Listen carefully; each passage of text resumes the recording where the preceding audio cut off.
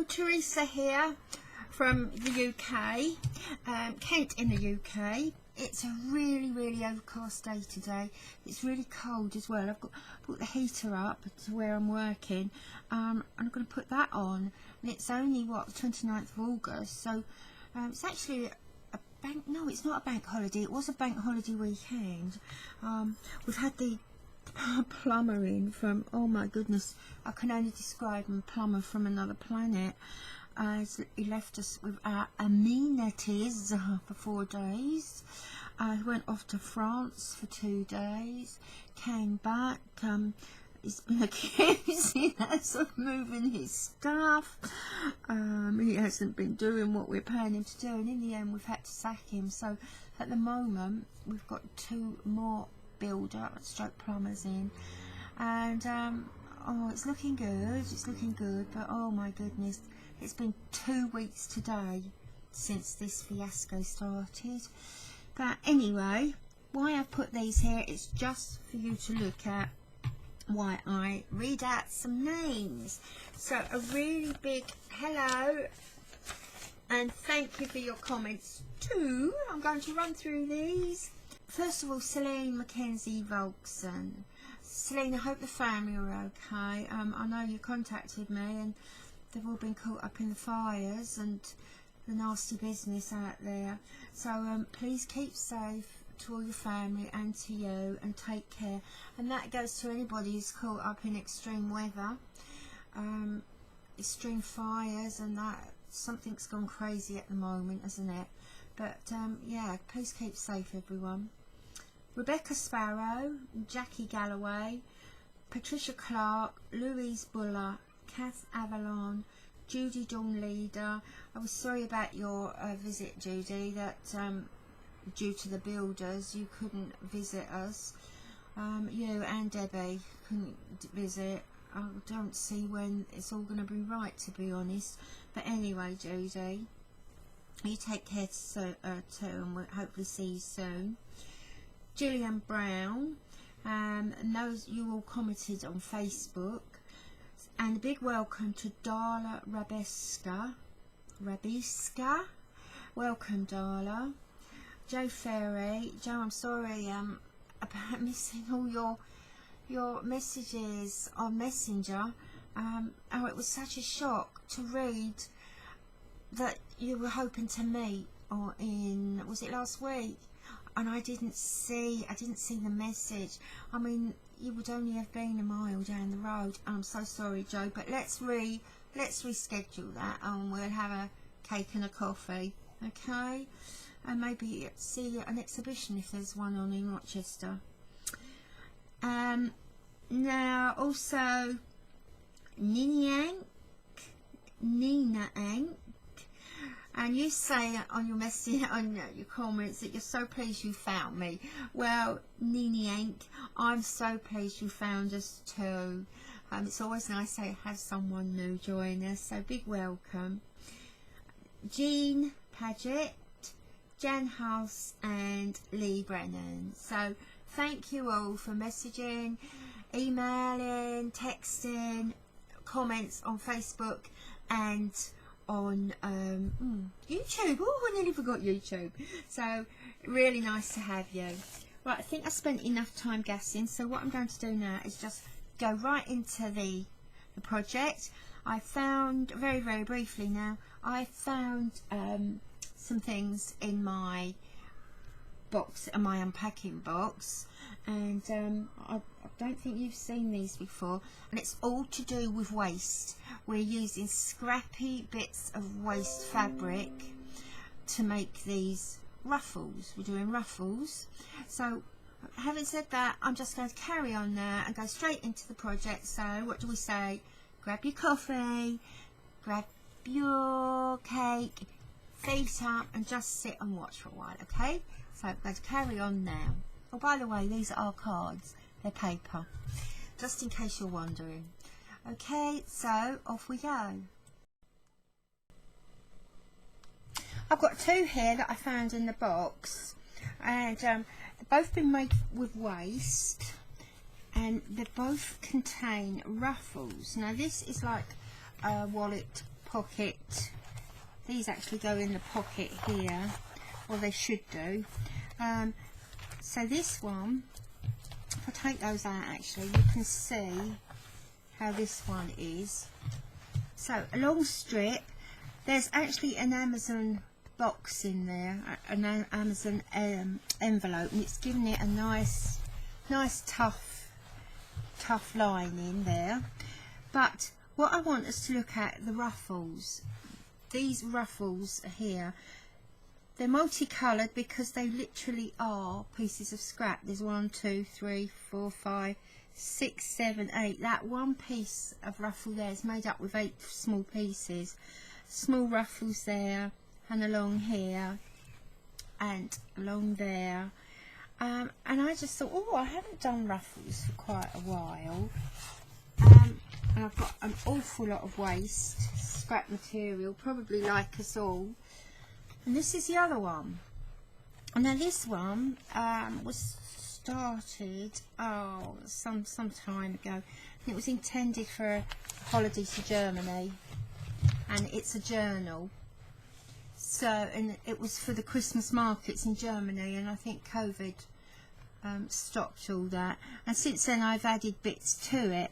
But it's all ruffles. The background is completely made up of ruffles. Now I'll get closer like this. So here, lots and lots of ruffles all going this way, right the way along here. And then I've put applique on top, some flowers, some top stitchery, applique flowers here. Some bows here. Now I'll show you why the bows are there, and more stitchery here, French knots.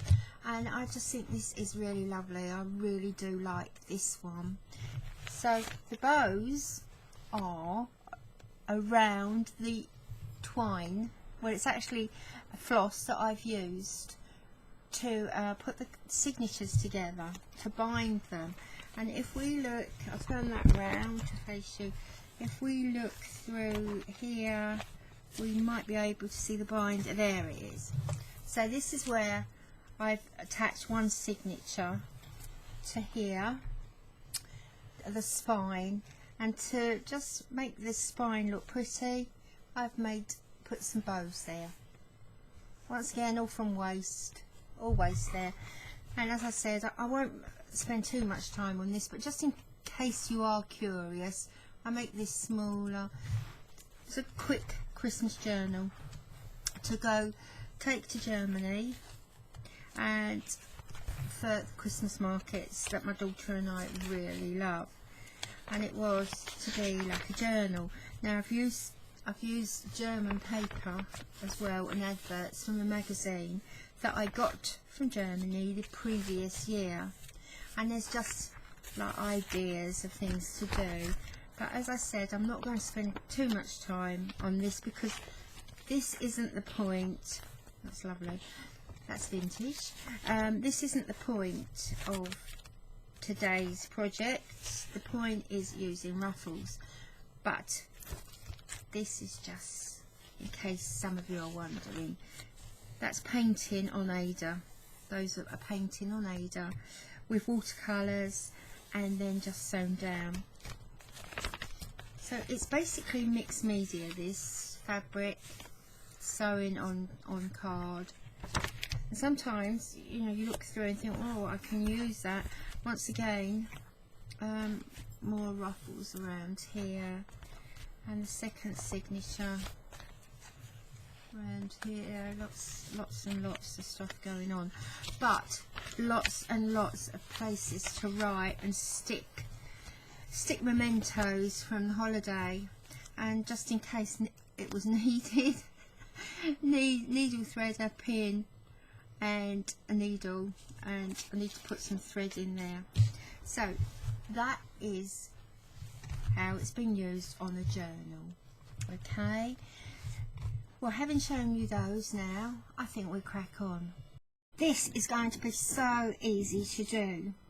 All I've done is taken from the rag bag a strip of paper as long and a strip of fabric as long and as wide as I want. Mine is actually, let's have a look, mine is 19 inches by 10 inches.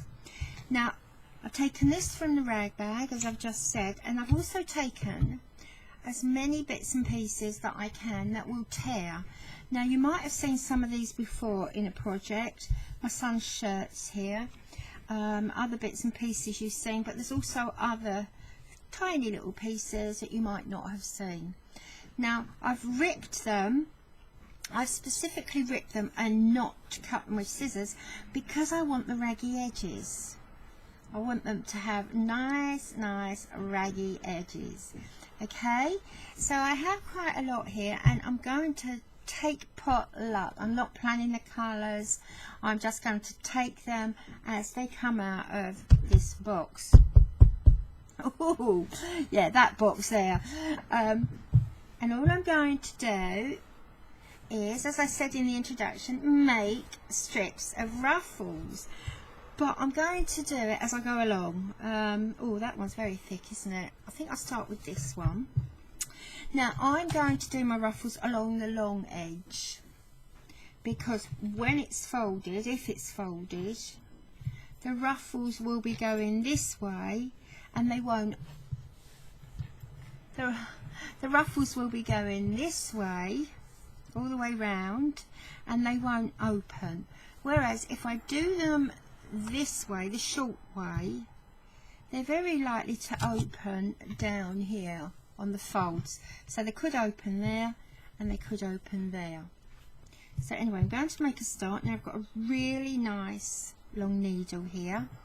It isn't my Sashiko one, I can't find that at the moment, but it is a nice long thin needle, big eye and a nice point, with two threads, two strands of threads here and a knot on the end. You want it quite a nice strong thread because of pulling it through.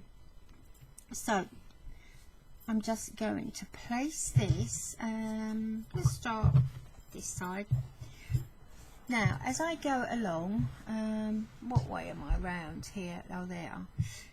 So as I go along here, I'm going to fold it as I go. So just 1, 2, more or less pleat it. Want to avoid the edge because there's likely to be a seam allowance along there.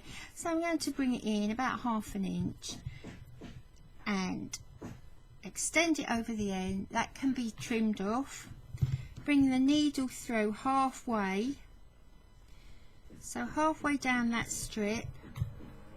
So we're going to get in the centre. Make this a, oh dear me, it's like a rat run out there. Right. So brought it through from the back to the front, halfway down. And as I go, I'm just going to pleat it, gather it. Depends on how you do yours. Like so. Now we don't want very big stitches. We're not tacking, we are actually sewing these down. Right, so at this point I'm going to have to turn it around this way and work this way. So just fold it, fold it. I think 2 might be enough, you might be able to do more, and then make sure you get them all the way, nice running stitch all the way along. Now this is all you're going to do. Once you've done the running stitch, I can see a very big stitch I have there. Once you do the running stitch, you might want to go over it. You might want to decorate across it. You might want to leave it. There's so many things you could do. Even put buttons along there. But just for the time being, all I'm going to do is get my ruffles down from the top to the bottom, just doing this, pleating as I go. Now I'm not joining my strips either. I'm going to take them as they come, and if I run out of fabric halfway along or wherever, I'm not joining them end to end, because as I said, I want the nice raggy look. So it looks as if this one's going to possibly go right the way through, and I'm gradually getting closer to the end there. You might want to pin yours if you like. You do this to suit you. So right the way along here, right to the end. Now when you do this, try not to gather up the fabric as well. You're not gathering them together, you're just putting this ruffle on the top, but you're not gathering the fabric underneath. Now look, I've run out of fabric there, so all I'm going to do is take a piece of something else. Let me have a look there. I'm going to lay that on top and just carry on. So it's overlapping slightly, but not too much. Just going to overlap that and carry on. Now if that edge is likely to stick up, I'm just going to do a little slip stitch over the edge, and there we go. Just carry on doing that right to the end. See, this is just so easy. You could also do this by sewing machine, and I might do a few rows on the sewing machine just to hurry it up a little bit. But there we go. So I'm going to extend that over the edge as well. Don't really want pleats right on the end because this will be a seam allowance. So like that end, flat and over the edge. Now I'm going to carry on like this until I get to the end. And as you know, it isn't going to take very long at all. Just don't forget nice, thick, strong thread. There we go. First one done. It's a bit wonky donkey there, but that doesn't matter. So that's the first one, and I'm going to carry on there, edge to edge here. I'm going to put this one round about there, maybe just overlap slightly because you don't want the background showing through here. So exactly the same way, overlap there and then pleat it all the way over, pleat or gather all the way down, and you'll be surprised at how quickly this grows. So I'll be back with you soon, and hopefully the whole strip will be covered. Well, as you can see, I finished it, and I actually finished it with a sewing machine, but in my haste to finish it, I've done the rows down, and I intended to do them across by doing it this way. It opens up some of the fabric here, whereas had I done it this way, it doesn't. It keeps them together more.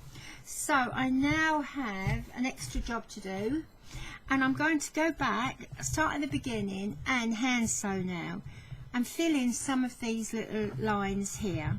Won't take too long, they don't all need doing, but some of them where the yellow fabric is exposed, I shall fill those in like there, because that's a great big gap there. Okay, so that's my next job, just to go back and fill in some of these gaps, and then I'll give it some thought as to what I'm going to do with it. I'm not quite sure yet. I've already done the folder or stroke wallet case that we saw earlier, and the journal cover. I fancy doing something a bit different, so while I'm doing this I'll just have a think, and hopefully come up with an idea as what to do with that, and also whether to hand sew now along each of these strips in the centre over the machine sewing, and maybe do what I did with the folder, with the journal, applique over the top. So there's quite a lot of things going on at the moment, but I think at the moment it really does depend on what I'm going to do with it. So I'm going to go off and do what I said I'd do, and then hopefully at the end I'll have a bit of a better idea of which way it's going. So this is finished now, and I put many rows in there of ruffles. You can see some of the top stitching here all the way along, and I have crammed them in as much as I can, and it's taking on the look of a carpet, a rug. So I'm quite pleased with that. I've used a variety of fabrics, from very fine organza to quite heavy fabric. I don't know if that's dress fabric there or if it's furnishing fabric, but it's quite thick and heavy. Let me make this a bit bigger so you can see. I do hope you can't hear the builder in the background. He's got some sort of grinder going on and he's cutting tiles and stuff, but I do apologise if you can hear it. So yeah, getting back to the fabric, it's all sorts of odds and ends that I've managed to just cut into strips. Little pieces like that, just cut them into strips and pop them in, and it's just really lovely, and the texture is wonderful. I think the colours have worked out well as well, considering the colours weren't planned. I'm just surprised at how much beige and cream that I had. I thought I would have had more of the pinks and the reds, but apparently not. So I'm quite surprised at that. So at this point, now I'm calling the background, which this is finished. Okay, so the background is finished and it's ready now to embellish. Still not sure what to do with it, but at this point I'm going back to the journal, and I'm just going to open the journal up here and have a peek at this. So what did I do here? So here I've got applique flowers, and I have some over here. I've dotted the centres with sequins. Well, I'm not doing that because I found a piece of fabric with just enough of these, and I thought I just might put those in. Now these are so much scrappy, look, they're incomplete, so I might have to disguise these on the end if I choose to use them. But the techniques I've used on this, I've done some top stitching here, some embroidery here. For added interest, I've used cross stitch, feather stitch, French knots, anything else, herringbone. So our usual stitches that we use for slow stitch. And then I've appliqued the flowers on top. So at the moment, I think, because I like this so much, I'm thinking that I might not replicate it, but just use that for inspiration. So put that one back there. So if I do that, all I shall do is, as I have done on the other one, do a little bit of top stitching, slow stitching, embroidery, whatever you would want to call it, and then put some of these. Now I have very few of these, so I will have to space them carefully, and as I explained a minute ago about these, I'd have to put these near the end where they'll be lost in the seam allowance. So this is going to be my next task, working out where to put these. I may be dotting them. I'm not so sure about these red ones.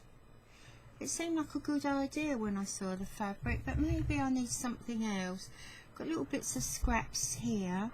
Maybe a little pleat to give it a totally raggy look. I have all these ends here, these little bits. I think these were trims from the end, so I might just pleat these tiny little bits and put them down. I'm really not sure. So I think for the moment I'll just pick out a few rows and put some cross stitches along them, Oh, as you can tell, I'm not too sure myself what I'm going to do. Need time now to look at it and then decide if I'm going to do some top stitchery. Okay, I don't think it needs too much stitchery because we still have the running stitch peeping through, but I just love it. Look at that tiny little bit of beautiful green there.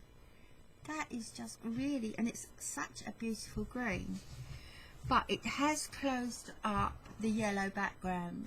I mean, there's a little bit there, but if I close it like that, you're not aware of the background unless you're looking through the transparent materials here. But anyway, I'm going off now to have a look at that and just consider for a while what my next step is. I've added the applique flowers here, and I've put 1, 2, 3, 4, 5, 6 flowers there. 2 of them are different. You can see here, this one and that one, it's a heavier fabric. It was quite embossed and it was a lot darker. So to give it a little bit of a lift, I've done a buttonhole stitch around both flowers there and there, and I've coloured in over what was grey around here. I've coloured that in with just simple straight stitch, so there's no secrets about that stitch whatsoever, just simple straight stitches, like a long slow stitch, a long tacking stitch. Very, very simple, very easy. This one I've used 3 colours in there. I must have got a bit bored with this one with just the one colour here, so I've done green and blue and some purple there, once again with the blanket stitch around the edge. These, I'm not too sure whether these are finished yet.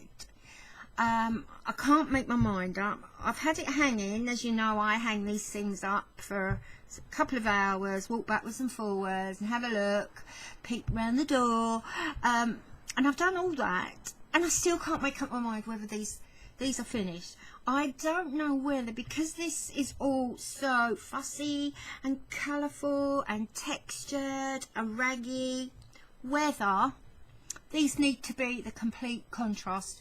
Remember our word contrast when we're creating. We want a contrast between all those things I've just listed.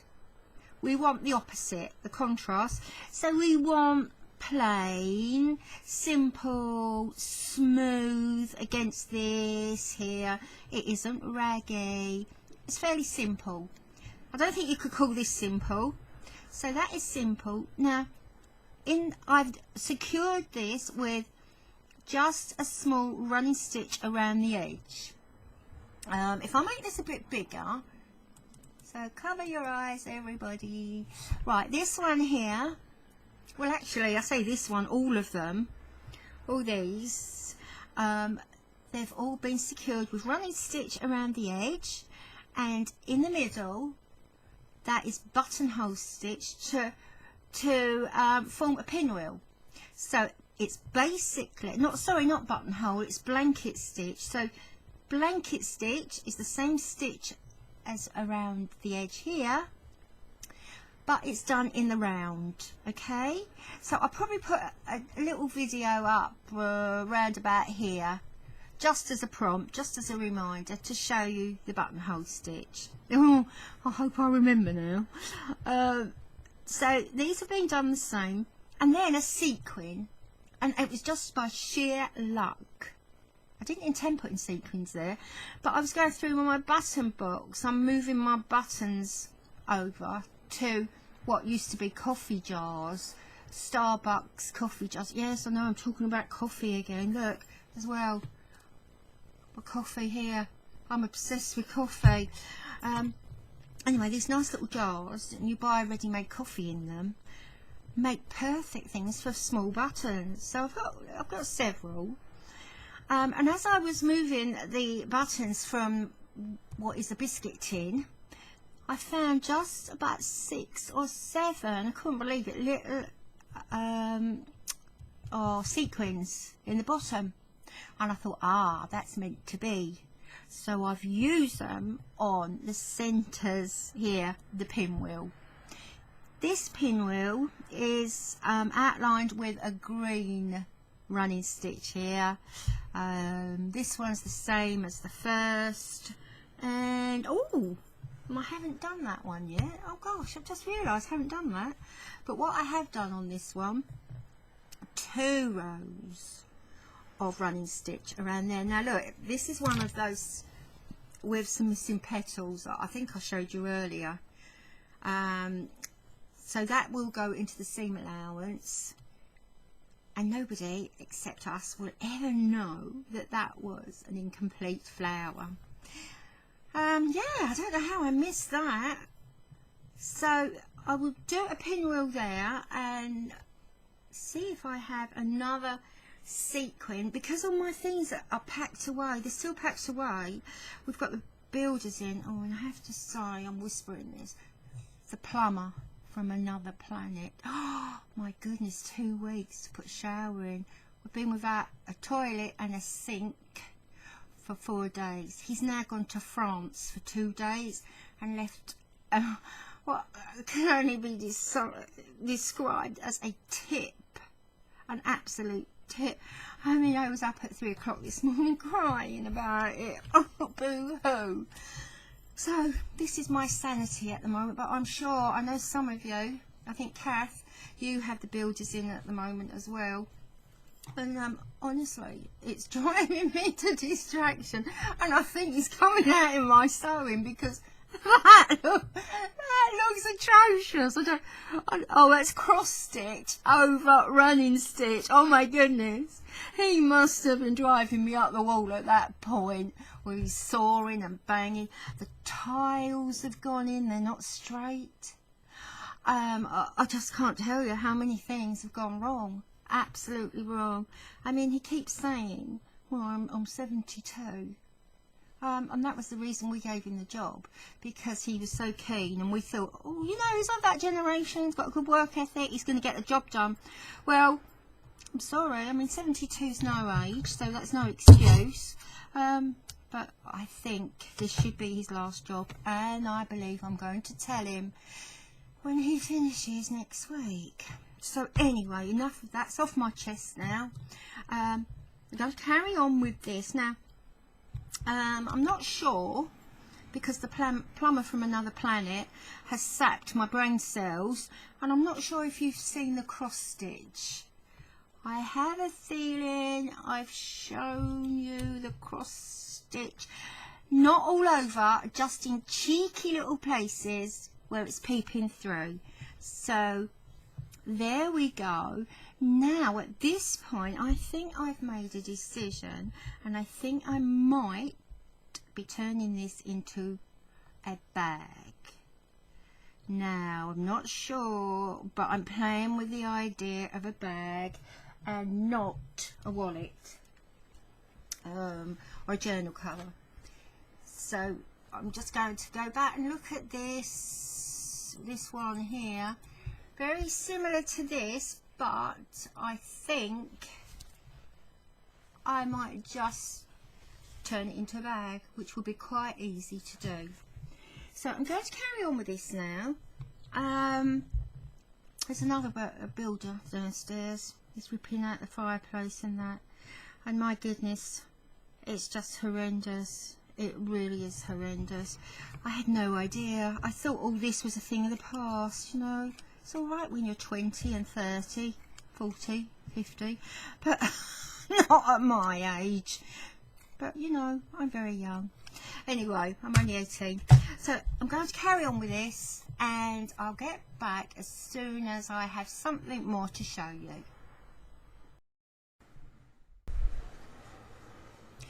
Now, I've decided I'm not quite satisfied with this, and it isn't finished. So I went back to my stash and my bags of loveliness, and I found this. Now, this was gifted to me recently, very, very recently, and it is beautiful. If you can see this, it's velvet. Now, on the front, it's a lovely, rich, dark velvet, and on the back, it's paler. Now, I think if I cut some of these, I might be able to put a couple of them in these spaces here to give this just a little bit of something extra. At the moment, it's all very, very, what shall I say, calming colour. There's nothing that really sticks out. I mean, I think maybe the red jumps out. If I can make this a bit smaller, you might get a better idea of what I mean. Right, so if I can add a little bit more depth to it. Oh gosh, what am I doing here? I'm really messing that up. Yeah, if I can I think if I can put a few of maybe these on top, that just might be the contrast that it needs between what is basically a light in colour. If I add the dark, I think that will be the contrast that I'm really looking for. So with that in mind, I'm going to cut some of these out. Now, just for a second, let's get the keyboard out of the way for a minute. Way up there. Right, now, just for a second, we're going to pop this underneath so you get a better idea of the shape and the colour and the texture. It really is gorgeous. I'm going to bring you down a little bit closer. Look at that. Right, so there we are. Now what I'm going to do is cut some of these. I'm not sure how many I need at the moment, so I'm just going to cut these out. I'm just going to cut two because I have a little bit of an idea going on with the darkness and the lightness. So here we go, cut all the way round. So I'm just going to trim round all these raggy bits, get rid of those, and here's the first two that I've cut out. Now as you can see at the moment, they're both velvet side up, looking really gorgeous. But what I'm going to do now is just see how they look if I turn one over. So now I have basically the light side, and I'll keep the velvet way up here and see if that makes, yes, can you see that immediately? We have areas of dark and light underneath, or if we do it the other way, dark, the velvet underneath and that on top, what do we get there? Yes, see the difference there.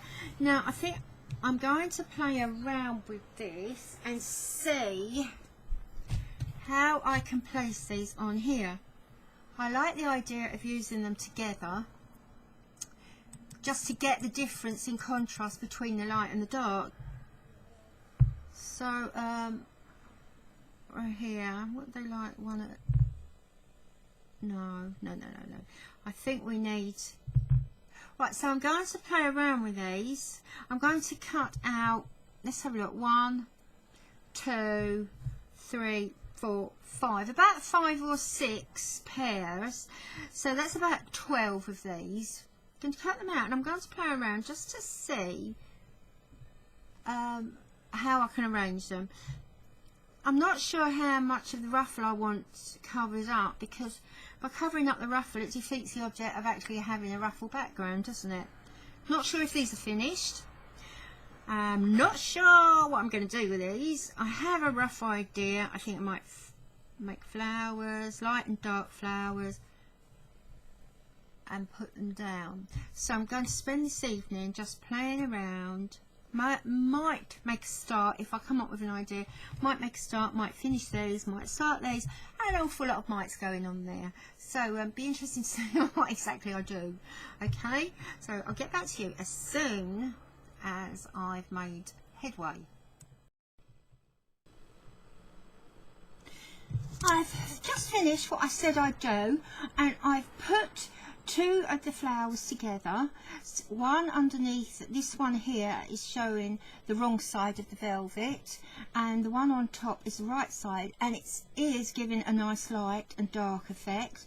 I've placed a small piece of waist then. It really is waist. It's something like this, and that's a piece of net there, and then on top just a plastic glass. Oh, actually these are, I believe these are glass. I found them on the roadside some time ago. Looks as if they're from some sort of chandelier, so I've put one of those there. I did wash it first. I do wash these finds first. Then here I've done the same. Oh, and I've added a sequin to each of the leaves around the, or each of the petals around the edge, and I've done the same here, but this one has a button. What else have I done? And I've done them all exactly the same. There are 6 of them, and apart, I think these two and that one, 3 of them are the same. These are with the finds from the road, the like glass, really nice glass beads. As I said, I think they're from probably from a hanging chandelier. It was refuse day, bin day out there, and yeah, I got quite a few of them. And here we go with 3 buttons there, black heart-shaped buttons. I'm going to make this just a little bit bigger, and maybe you'll get a better view over here. So it's taken on a really thick, textured, chunky feel, and it's actually a look that I like. I like this feel. The edges are tatty, as you know. I have given them a trim, but that is just how it is. That is just how the style is going to be. Now I finished that, and I've just grabbed what I think will make a nice lining. Right, let me hide that bit there, the computer bit, scruffy. Right, so this is what I'm going to line it with. Now this also was gifted. They're all the same size, or most of these are the same size because they're samples and they're all on hangers. So it just makes them nice that they're the same size, and it works well for me because this is actually the same size as this. Now it's, as you can see, it's quilted, manufactured quilting, with a back from polyester, very light polyester, patterned here with a layer of wadding or batting in between. It's quite soft, it's quite light, but it solved the problem for me. I needed to make this a little bit stiff, just a bit firmer, and I couldn't find my heavyweight interfacing. But while I was looking for that, I found this in a bag of samples that I haven't actually undone yet. So I was real pleased with that. So I'm going to use this. I'm going to put them back side to back side. So the back of this against the back of that. So that's 2 wrong sides together. And I'm just going to pin them around. Now we have done this before on a couple of journal covers, going way back,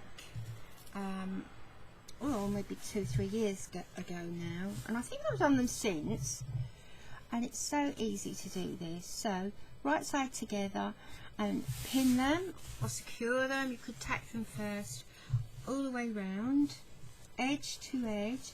Now this one is slightly bigger than the one underneath. It's the same length, but the width is just it's just a bit longer. So I'm going to work the excess out this way and feel underneath here for the edge of the work, and there it is there. Lovely. And it should run all the way down there if it's straight. It might be a little bit out to hit this end, but not much. So a little bit more there, and a pin there. Lovely. Now that should be nice and secure. Just going to turn it over and trim that excess off. Oh, it's nice to cut.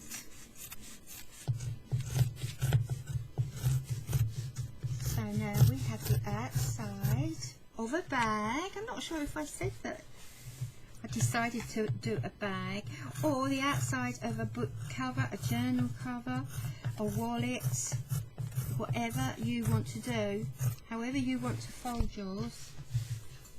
But I think I'm going to do a bag with this. So there we are now. Look at the mess of this table, how disgusting.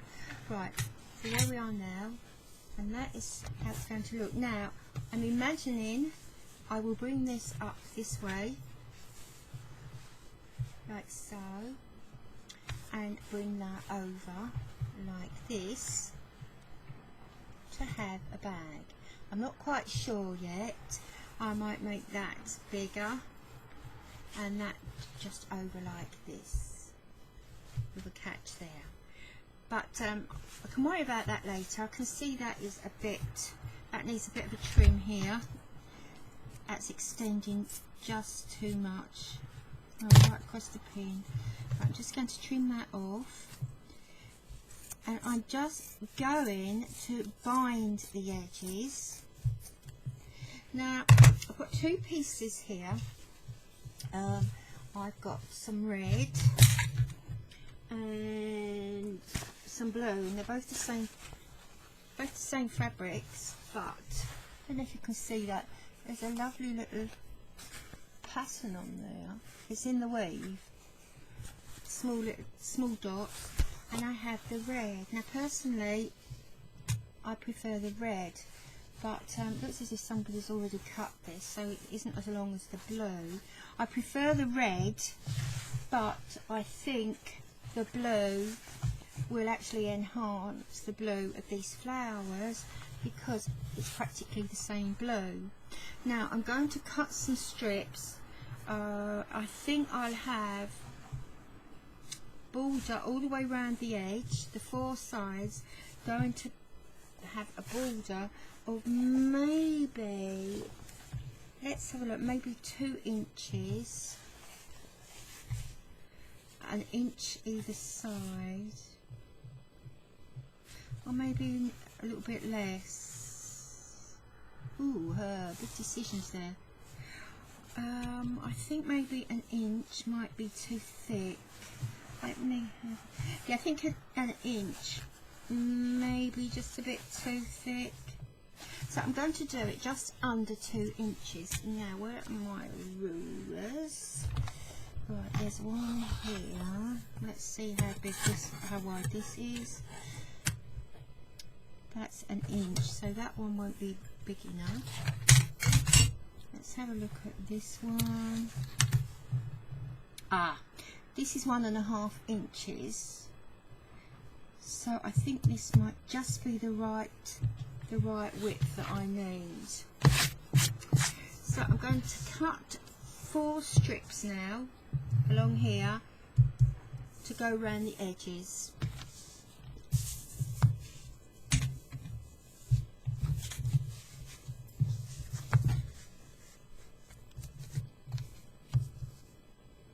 You use that as a guide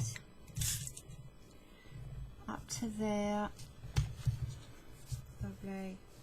From there.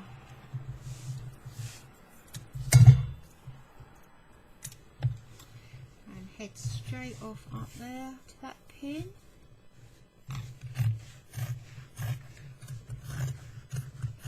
And I'm going to carry on doing this until I have the 4 strips. Now I've already put the bottom one and the top one on here, and I've attached the side as well.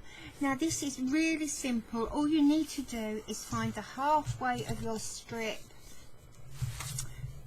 and place your fabric on the halfway, or this way might be even better. Now it goes, you want the right side of the strip on the front showing, so you're going to put the wrong side of your fabric on the right side of your work here. Just take it to the end. Now because I've already put one here, I'm going to cover that end up with this strip. So right across the strip, a tiny little bit extending here, that'll be trimmed off later, and then you're going to pin that, making sure that the halfway point of the strip is on the edge here, and that way you should get a nice evenly thick band or binding. Back to using these horrid old pins again. Right, so I'm going to carry on and do this all the way to the end. Now when I get to the end, this is then turned over and exactly the same is done this side, pinned down, so you get a nice edging like this.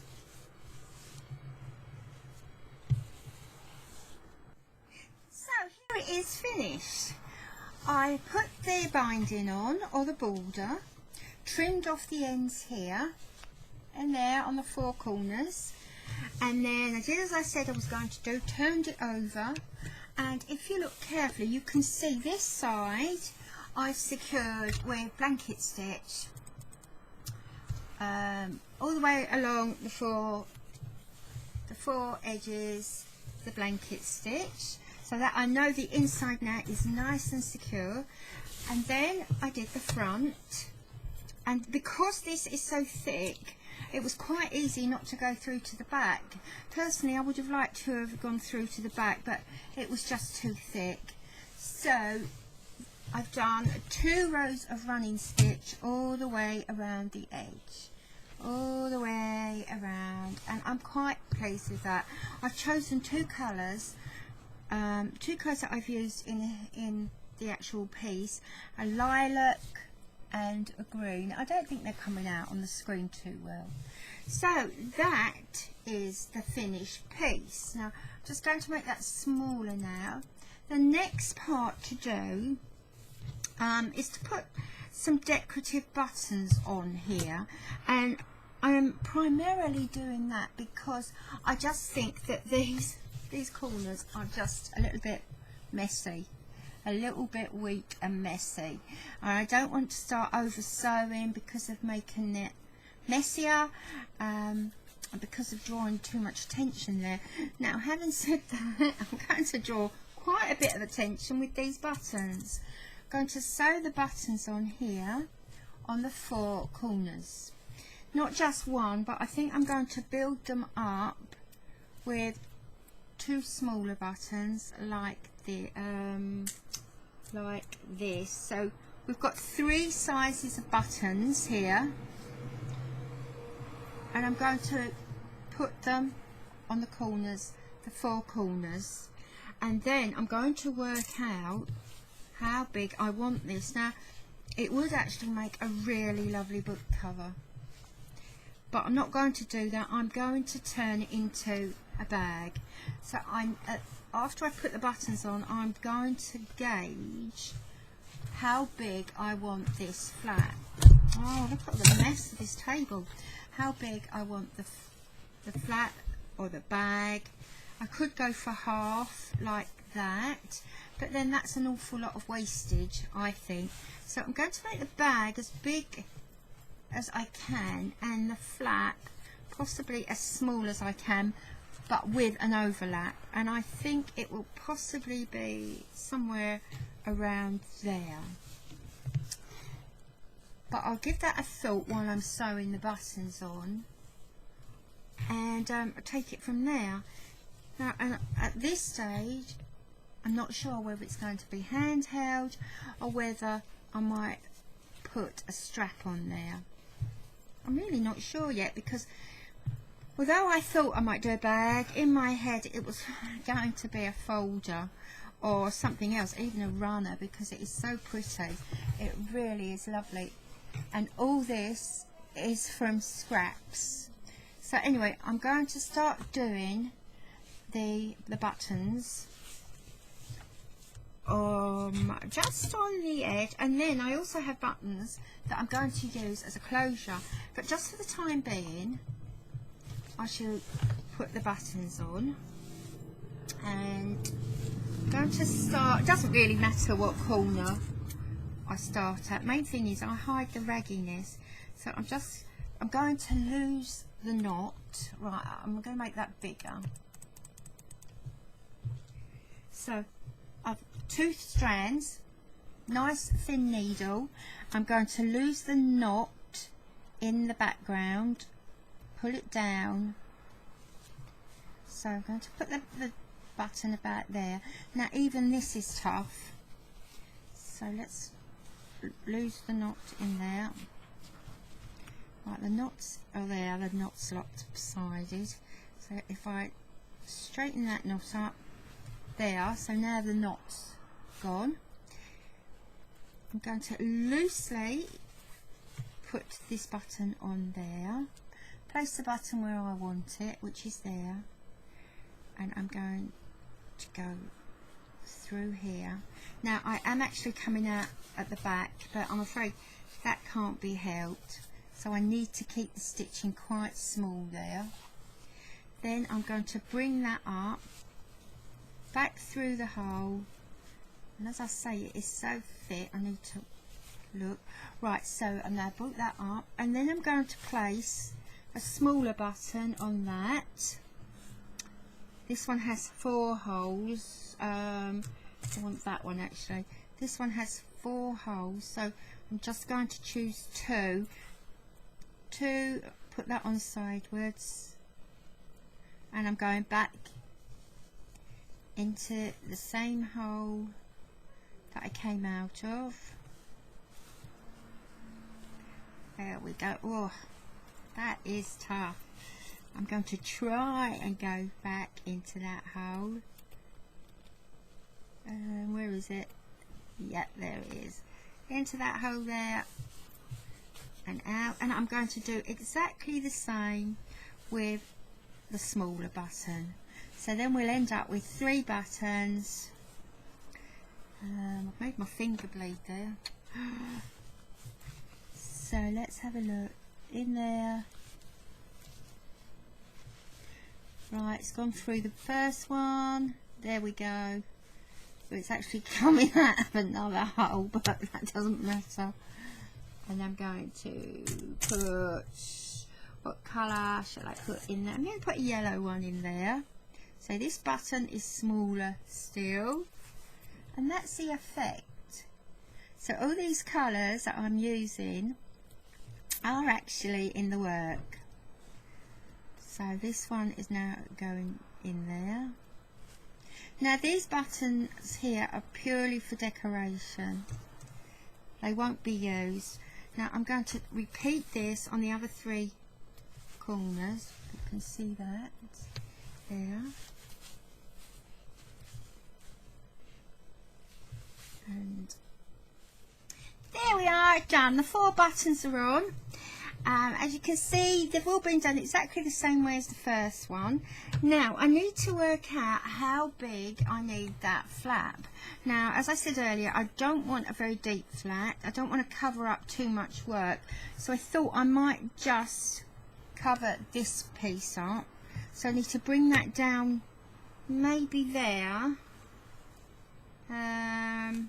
No, that's wrong, isn't it? I need to take it up to there and then bring the flap down to there. So let me try that again.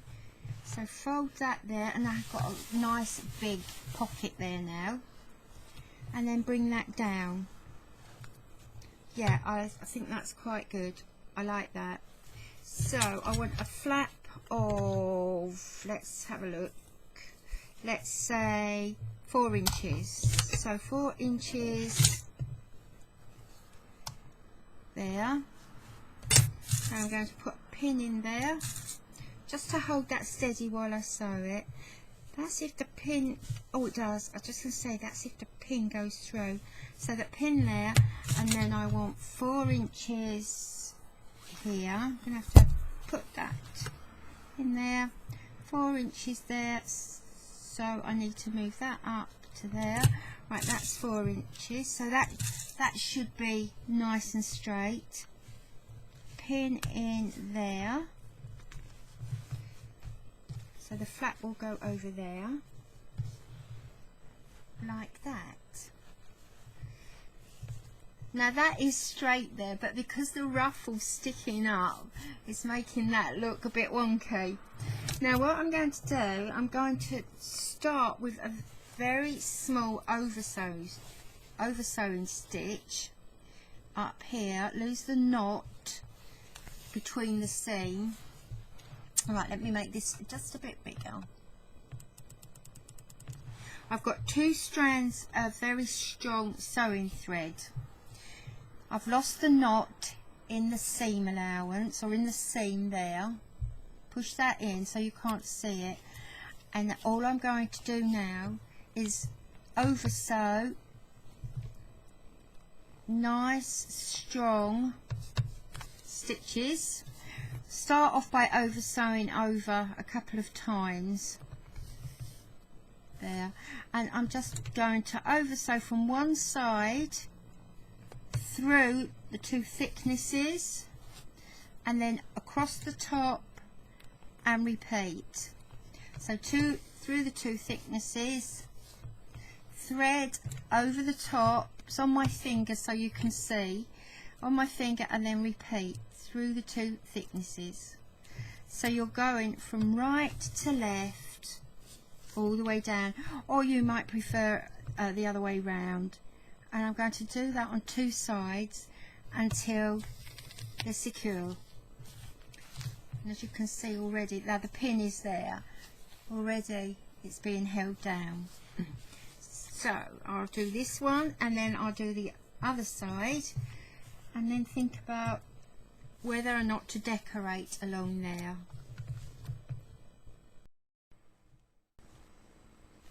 So the sides are done now. They're held together with the little oversewing stitch, that side and that side, and they're both secure, really, really strong and secure.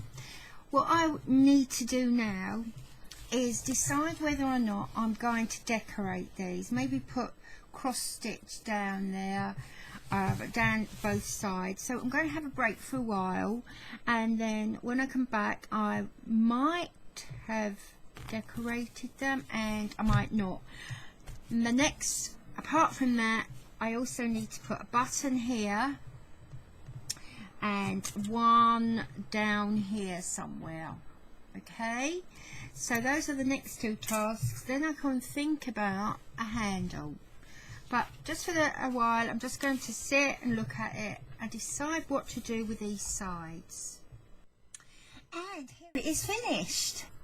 Now I did decide to decorate the sides, and I've decorated them in a centre, along the centre seam here where they're attached, the 2 sides are attached. I've done that in feather stitch, and then either side of the feather stitch I've managed to squeeze in a row of chain stitch, sorry, not chain stitch, cross stitch along here and along here, right to the end. And I've done the other side exactly the same there. I almost put some beads on the ends of the feather stitch, but I decided against it. I thought that is so pretty as it is that it really doesn't need any beads. So I've done that. I have put a piece of ribbon along there just to hide what I consider to be a scruffy edge here. Secured that with just some running stitch. I have decorated around the opening, the flap here, with cross stitch that goes all the way around, oh well, all the way down I should say. It follows the cross stitch along from the bottom here, there, right the way along to the top here. But along this side here I put more feather stitch, but this time I put very small sequins on the ends of the feather stitches. So if I hold that up there, you can see that sparkling away. So I really love that. This side, once again, from the top here down to the bottom is a cross stitch. So that is all the stitching finished. I have put the buttons in here. Now with these buttons, underneath these large buttons, to make a shank, I've added a smaller button. I've put a small button underneath the large one. I've matched the 4 holes in each, and that just needs the shank that I need on both of them for the closure. Now I've considered several closures. Elastic, I've seen elastic, ribbon, I've seen all sorts of closures for this, but in keeping with the rather scruffy-ish, boho-ish look, I've chosen ribbon. Now the ribbon matches this here, and I'm going to have to put it this way, and all I'm going to do here is wrap the ribbon around this button. I'm going to make this a bit bigger because I'm not sure how large this is coming out on the screen. Oh, there. Oh, that's better, isn't it? Right, so what I'm going to do is put the ribbon around the top button here. This is why I needed a nice shank. So round there, cross it over underneath here, and just take it around this one. Underneath, cross it at the bottom here, and I'm going to tie it. Little bow. And of course, the more stuff you put in here, the less opening you're going to have, and it's going to pull the opening up, and the ribbon will actually grow, will actually allow it to be open further. And then I'm just going to tie that in a bow. Might have to do that facing me. I've never really mastered the art of tying bows. Right, that's half of it there, and there's the other half. Of course, you can have as much hanging as you want there. So that is my opening. I'm going to just make that a bit smaller. And of course it needs to be a bit tidier, but you get the idea. I think I might need to make that just a little bit shorter there, and then it will be tidier. Now the strap, once again, it's all waist. It's just 3 strands, or no, not strands, 3 strips. They were about 3 inches each wide, and I've just plaited them. Just plaited them to the length I want. I really want a bag that I can wrap around my wrist and hold like that. I'm not sure what I'm going to put in it. I'm not sure whether it will later go in my Etsy shop, or if I ever get round to opening it. I've had that shop 2 years, and I just cannot get round to do the posting photographs and that, but I will do one day. So not sure what I'm going to do with it yet, but there we go. And the strap is just oversewn, attached either side, just below those buttons, or at the side of those buttons. So they're not very strong, to be honest. You know, they won't take a great deal of weight in here, but paper, glasses, phone, a few craft bits when you're travelling, then I think it'd be fine. But there it is in all its glory. It's finished. Okay, and I just think it's a gorgeous effect. I hope you can see all the ruffles and the sparkly bits and the hands sewing there. That is really nice. So from finding these, well, this one was the first one. So from finding this and thinking, oh, I like those ruffles, I'd forgotten about the ruffles, haven't used them for quite a while. Ruffles and applique, bits of net, buttons, anything really, anything. I mean, I could have done my buttons on the bag like this. So from that, and it's basically, well, it is just the strip. It's just a strip of fabric, and that's all these are, long strips folded over. So from that to this, and I actually love this one, I really do like this one, to this,